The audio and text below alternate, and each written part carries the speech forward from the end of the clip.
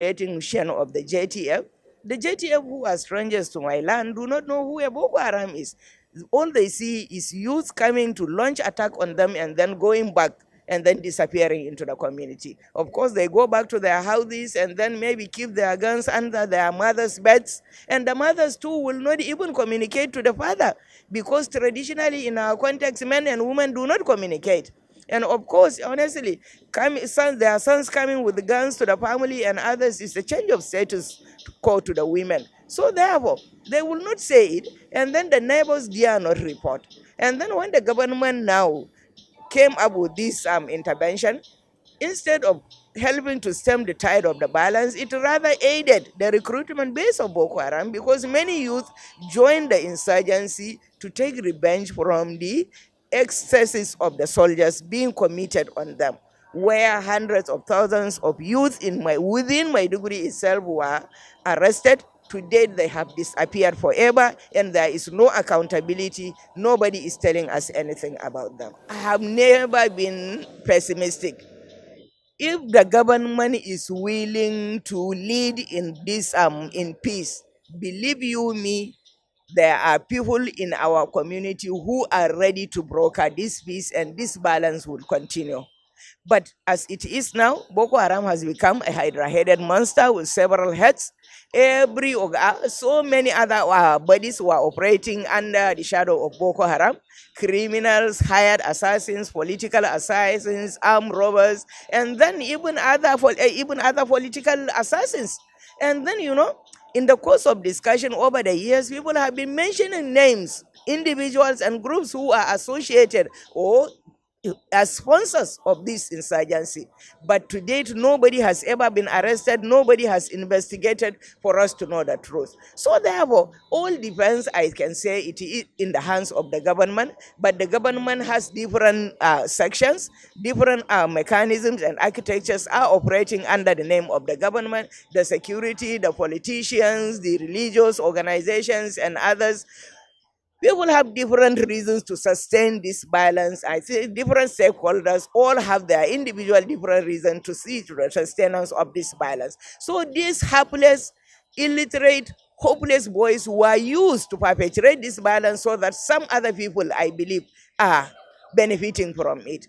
Honestly, our common people know, our politicians know, our elders know, but nobody is willing to open his mouth and talk.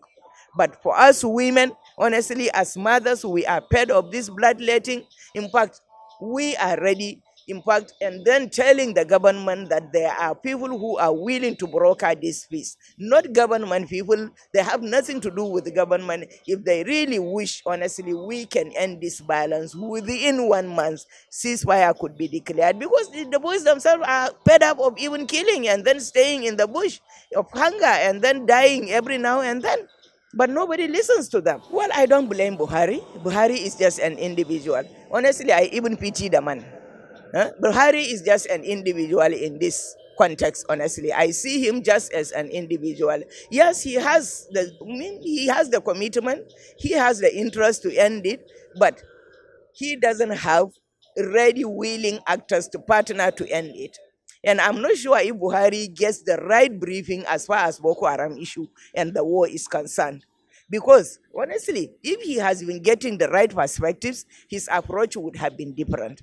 But because even if, no matter how zealous, no matter how interested he is, he still needs to depend on the military, on the air force, on the navy, on his political technocrats, and then the intelligentsia to plan and execute this war for them. Where people are not willing to cooperate and then be part of that individual zeal, will that individual succeed? That's how I see Buhari, honestly. But then for the myopic mind, whose thinking do not go beyond what they immediately see and perceive, yes, they can say Buhari has failed. But to those of us who have been analyzing, who are really interested and keen and following up the development from its emergence to date, honestly, we know that this problem has nothing to do with Buhari or any other one individual, but multifaceted factors have come down to play on this issue and then sustain and then perpetuate it to the detriment of our society. And if there is honestly a will, and nobody addresses that,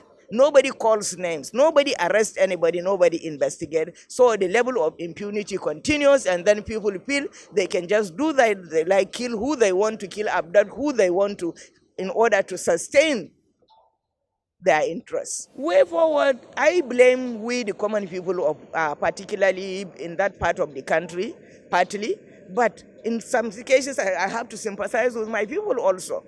I said we are the most undeveloped, we are the most uneducated, and then we are the most poor, abjectly poor. So therefore, any small enticement in terms of money and others can easily make people change their minds, so that we don't talk, we don't complain, we don't even expose what we see. So everything tried on us is just taken as proper in our context. I don't think anything that is being tried on the people of Borno and Yobe can be tolerated in any part of Nigeria. No. So when I came to Lagos, I saw even in some petrol station, the attendants were just standing, folding their hands because there is no buyer. When still in my part of the country, we buy fuel for 200 and beyond, and still nobody talks, nobody cares, nobody even complains. So these are our context. So therefore, unless maybe I will call on other people of this country, well, they may see it as a problem and then keep back, or perhaps they don't know, but I think they should educate themselves and then open up to, in fact, identify with our problems, speak with us, so that collectively as Nigerians, honestly, we can take up the problem and then end it. Otherwise, honestly, it may end here, because to me, left to me, honestly, I'm so to the individual speaking to you, honestly, all this issue of herdsmen going down to the Niger, even Niger Delta. I was in Niger Delta in 2015 when they were talking about herdsmen. I said, which herdsmen, for goodness sake, will come to this part of the country and kill you? And then to the killers in Zampara, honestly, and then the killers in around this Taraba, Jukun area, and then the Boko Haram itself are all the same thing, honestly. There are certain interest groups who are perpetrating this violence, so that others, their sponsors, are benefiting financially, while they themselves perhaps may or even may not know, because some of the information you get from some people who are arrested and others is just startling. But no actor in government is really geared to address them. And I believe it's high time people, the ordinary masses, come out for the sake of our posterity and children to honestly speak to the government and its security agencies to end this. Otherwise, honestly, before you know it, they will finish with us and then roll down to come down to the other parts of the country and finish everybody. Buhari has taken every step to me. But as I told you, he relies on people to execute. He relies on what do I say?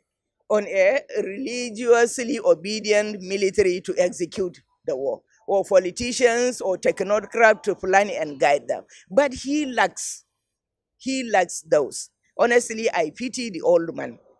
I pity the old man, because the level of bad governance, corruption, and other institutionalized corruption has led, in fact, to the crippling of all our architectures and systems. Nothing works.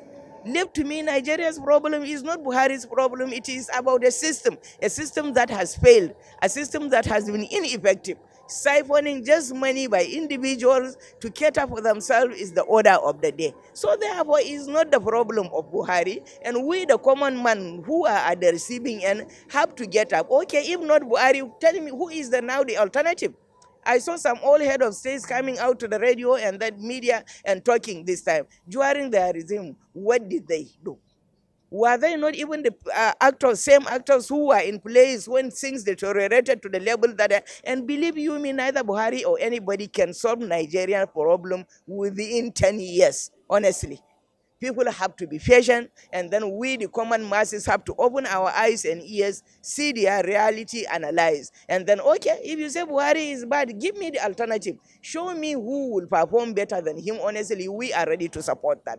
But so long as there is none, just mediocres wanted to pull him down so that they continue, because we in the north, particularly in the northeast, have seen hell. And then we don't want any. And then the coming of Buhari is what, in fact, brought us a little even soccer. But then the forces are now galvanizing against and then working against it. So we have to stand up on our foot and then counter all this, so that we see light for the sake of our posterity.